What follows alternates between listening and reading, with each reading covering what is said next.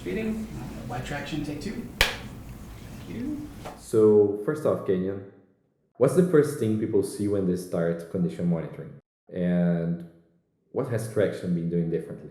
I guess first, if you've never ever in your life used condition monitoring, I think the first thing that is jarring to you when you enter the platform in a positive way is just the real-time nature of information. It's like you finally see your plant. Up until then, you've been kind of hoping things aren't breaking, waiting for that monthly analysis to see, okay, what's going on. If there's something that's, a problem that may be developing, your vibration analyst, when he did his route, said, oh, this bearing might be a problem a couple months from now. You're thinking, okay, is it getting worse? Like, all of those concerns are just gone now, right? You are looking at, like right now we're on the main overview page, and I can see all of my assets here, real time, sensor readings, what's going on with them, the temperature, the vibration.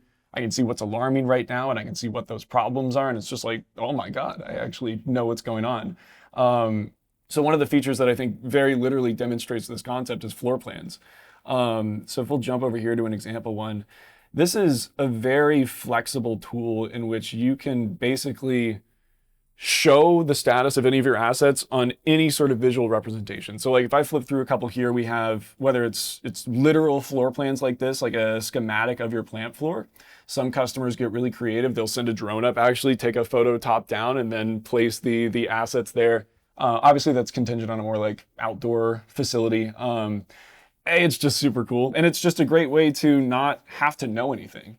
Like I as a product person, obviously I work a lot with our customer enablement team and who manages our academy and customer training. And like, I hate that they have to exist, right? Like I want to deliver experiences, especially to what we're talking about. It's someone that has never used a solution like this before.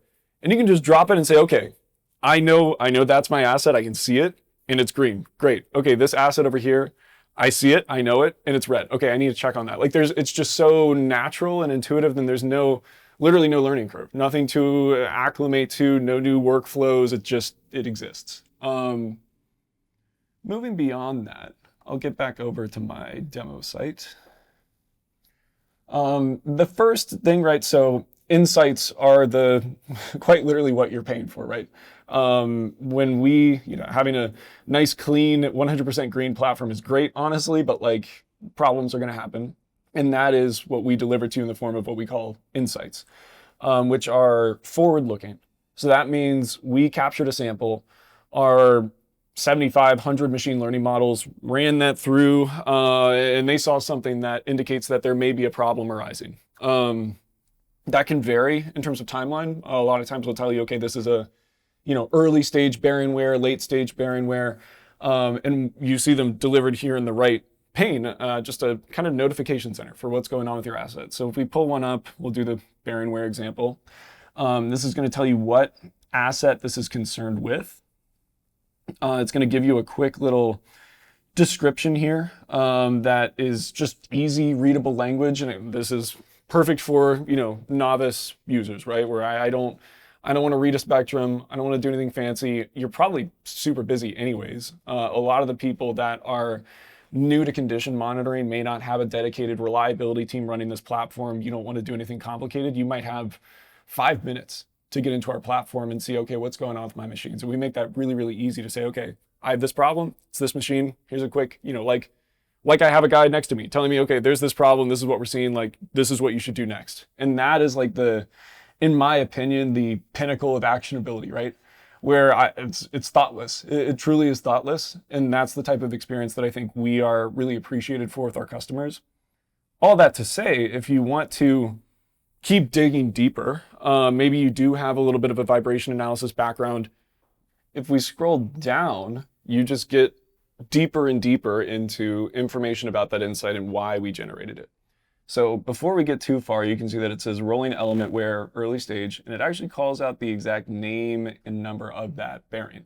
I'm sure if you've watched any of our content or gone on our website, you know that we have a bearing library that is proprietary to us that has, I think, 70,000 bearings. I don't know, a lot more than if if you want to add a bearing and it's not there, email me, and I'll send you a gift card or something. I don't think you can do it. But anyways, the reason that's important, and as we scroll down, we'll see why that's important. I'll actually pull the chart up here. Obviously, when you tell us what bearing it is, we can look at those fault frequencies. So if you don't have any condition monitoring background, you may not know that just through the measurements and geometry of the bearing, we're able to calculate at what frequencies we will see amplitude spikes in the spectrum. And that'll actually even tell us what part of the bearing is broken, which is cool. But so that's what it's kind of explaining here, right? So BSF is the rolling element frequency. So as we scroll down, you can see that we have BSF and its harmonics on the spectrum, and we can see those clear peaks there. So that allows you to do just like very quick validation. Even if you don't want to, get super sweaty going to the spectrum, you can at least see what we're talking about. And, I think this is where it's drifting into the more experienced user category where maybe, I feel like we have a lot of customers and users that are kind of like, I feel like the term might be like backyard vibration analysts. Like they might not be officially certified, but they have done this for long enough that they can recognize simple things, understand what we're talking about. That's just a great way in 30 seconds to review exactly what our models saw when we generated that insight. Validate that yourself. Trust is a big thing in these types of platforms, and maybe to circle back a little bit to why select a particular vendor in the condition monitoring market. I like platforms that are just very transparent with me. I think AI is such a powerful tool, but still has its flaws in any AI product out on the market, not even, our industry. You go use ChatGPT and there are things it's exceptional at and some things it's very average at. And I think it's not, there's no smoke and mirrors. It's just, it is what it is. And I think that is something that breeds a lot of trust with our users as they use our platform more, in that we're constantly telling you exactly what we're seeing. And you're more than welcome to take our bearing insight and say, okay, I don't agree with that, and dismiss it. And at least we gave you the justification and you can arrive at that conclusion yourself. Even going as far as, and I'll hold this because we're probably going to dig around the analytics tools a little bit later, but you see the click through right here, we can just go straight to that sample if we want to do our own full analysis on that raw vibration sample. I mean, once I start getting more and more sensors, so I have a big production line, right? Wouldn't my team start getting overwhelmed with lots of insights? So, how can I guarantee that my team's working on what actually matters? It's a double-edged sword, I think. Not double-edged sword. It is I think kind of an unavoidable reality right now. If you can imagine anyone out in the world that is at the scale of having 3,000, 5,000 sensors on a plant, they're probably legacy at this point, right? Because that takes a long time to ramp that up. It takes a long time to even reach that level of maturity. So if you are at that scale right now, you're probably using a legacy solution that is very oriented around manual thresholds, probably some additional manual analyses, isn't very dynamic and fluid with understanding your machines and the nuances of your production process. And so like you said, a lot of times if you go talk to one of those customers, they will say, honestly, we've started to ignore it. We've gotten too many alarms that we send a tech out, they don't find anything. I think there's a lot of importance when it comes to solutions like these, and not just building trust with your key users, but also those second degree users. I don't want to be a technician that feels like I'm wasting my time because of some bad algorithm, right? It's, another work order from this system that's probably wrong. Okay, I'll go check it. It fatigues your entire team. And so that's what we hear. And eventually those accounts they stop using sensors or start looking for, a newer generation solution like ours. In terms of how we combat that, we already talked about reinforcement learning. That is the big thing there. That is how you start to make a huge dent in those nuisance alarms, just because you are able to, in a matter of weeks, start to filter out those things that may be process related, maybe operator related, that are fine. And I think unless you have a fluid AI-based system that can handle that, you inevitably will get a lot of nuisance alarms at scale. The other thing I'll mention is that, I think, even just starting with the prescriptiveness, if we give you 100 generic red blinking alarms for assets, How do you attack that? How do you know? I mean, there are all kinds of different failure modes here. I may know that, for a certain asset, for a certain failure mode, I need to fix that right away. For some, I might check that next time I'm near it, but it's not too concerning. And unless you have that prescriptiveness, you inherently are unable to triage these insights effectively. You can even get really fancy in our platform with like automatic assignment to your team. So if a lubrication problem is detected, that gets assigned to the lubrication team. So I think there are like software side capabilities like that just kind of dynamically load manage for you. And then the last thing I'll say is just like one of the things we really care about is better and better and better prioritization capabilities for our customers. And it all comes back to this. I want to be able to have something ridiculous, 100,000 sensors on a plant that is totally manageable by like 5 people. Just because they can go into our platform and it is just the simplest thing in the world. It's okay. These are the 4, 5 things we need you to do today based on the criticality of those assets, the severity of the failure we've detected, the progression of it. That's a reality that we are kind of touching right now. I would say, another month or 2, and that will be fully live in our platform in terms of how we are attaching severity statuses and progression tracking to insights. But these are all various ways to attack that problem, because I don't think there's like one silver bullet in terms of crying wolf syndrome. It's just a lot of things. And so, I think it comes down to when you're evaluating a vendor, like, is it the kind of company that just goes 100% in all directions, right? And it is passionate about X, Y, Z, has teams assigned to X, Y, and Z, has data scientists and PhDs just out the door.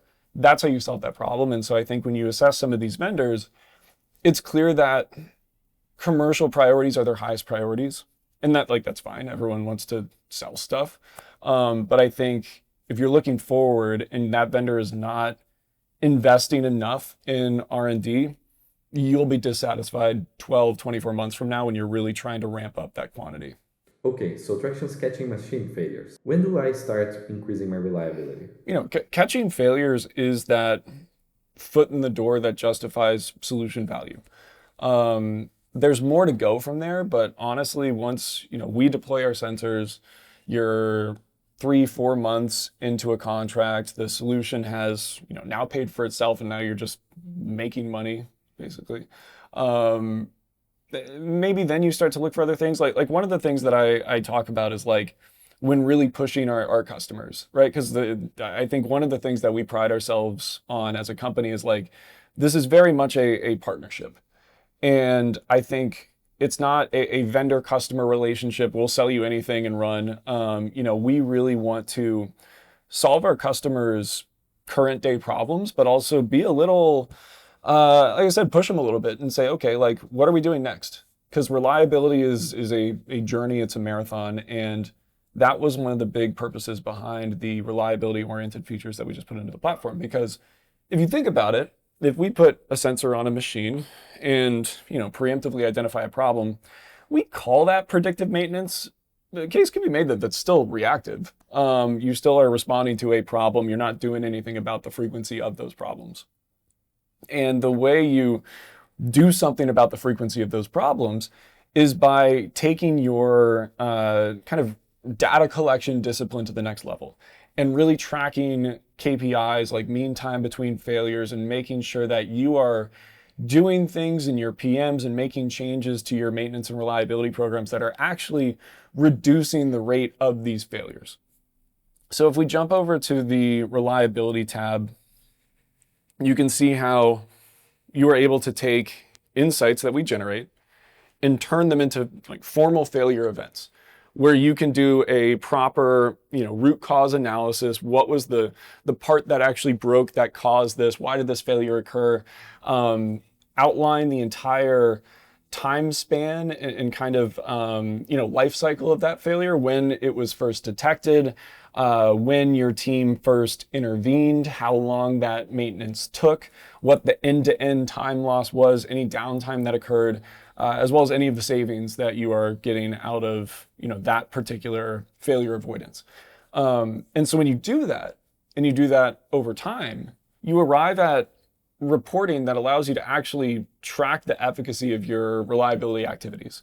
So if we go over to the reports page in the indicators tab, you're able to see all of these very familiar KPIs, your MTBF, MTTA, MTTR, and those are things you can work on. So if we see particular assets that have a much lower mean time between failures than others, maybe it's an entire type of asset, an equipment type, maybe all of my ammonia compressors have been just riddled with problems lately. Maybe I am seeing a higher than normal quantity of lubrication problems month over month. These are the types of experiences that allow you to kind of take a step back and say, okay, I'm not mad at all about the fact that I am anticipating these failures, but what's even better than that is these failures never happening at all. So what do I change in my PMs? Maybe we're adding an additional lubrication route. Maybe we're doing something in advance with these compressors to make sure these problems happen less frequently. That is the kind of holy grail of what we want to do with our customers. Really get to that point of reliability maturity and offer them software that supports every rung of that ladder. Initially, if you do want to just preemptively catch failures, great. We got that for you, no problem. You want to take it to the next level, dig around in the spectrum a bit, we got that. You want to build a whole reliability program here, start introducing your oil analyses, a full health record for your assets, great. We are that software partner. And so again, it's always hard as a customer for your first toe in the water with these solutions because you don't know what that future looks like. So the next 365 days, frankly, looks pretty similar across all of these solutions in this category.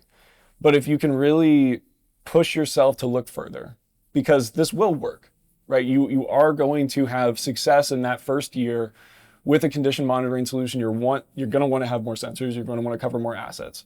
So at that point, the question becomes, are you invested in a system that is ready to support the rest of that roadmap for your company? And I feel pretty confident that Tractian is the best on that journey.